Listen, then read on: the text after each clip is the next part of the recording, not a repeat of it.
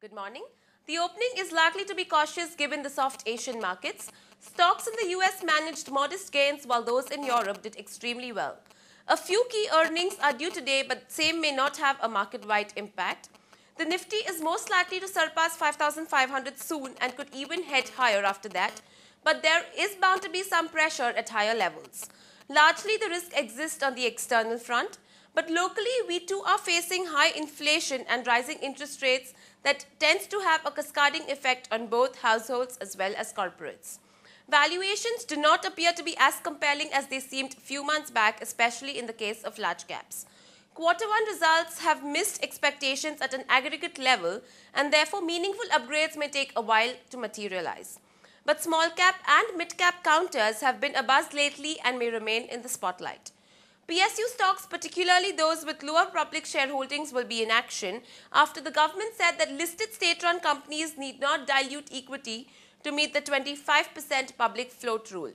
Those with less than 10% public holding need to reach the threshold in 3 years, while those listing through public issues can comply with the new 10% norm in one go. Private companies also can breathe easy as the annual minimum 5% increase mandate earlier has been scrapped. They will have to get to 25% public holding level in 3 years. Coming to the global economy, Eurozone seems to have weathered the sovereign debt storm well, but concerns are mounting over the state of the US economy.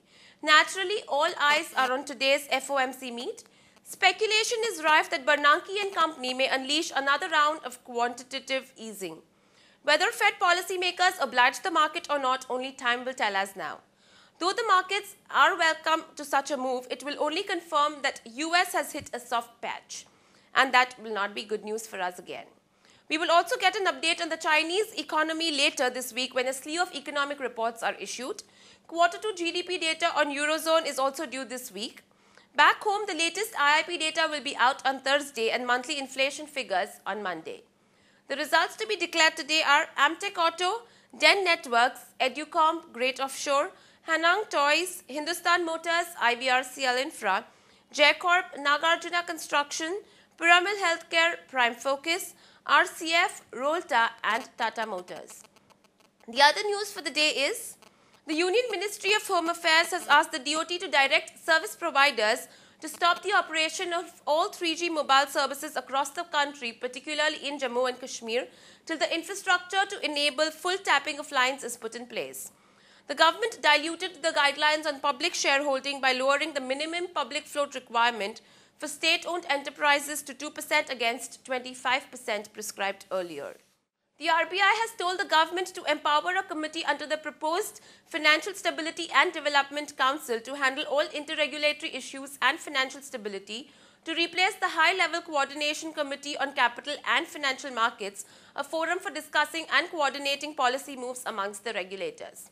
The government has cleared 12 proposals for FDI worth 23 billion rupees.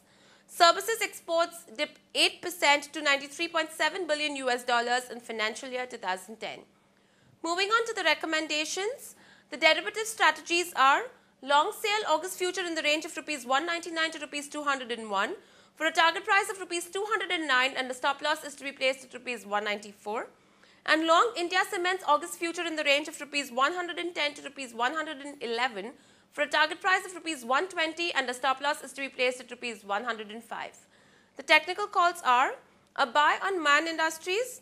We advise buying the stock in the range of rupees 84 to rupees 85.5 with a stop loss to be placed at rupees 82 for a target price of rupees 90. And a buy on Kolte Patil. We recommend buying the stock above levels of rupees 63.5 with a stop loss to be maintained at rupees 61.5 for a target price of rupees 68. Thank you and have a great day ahead.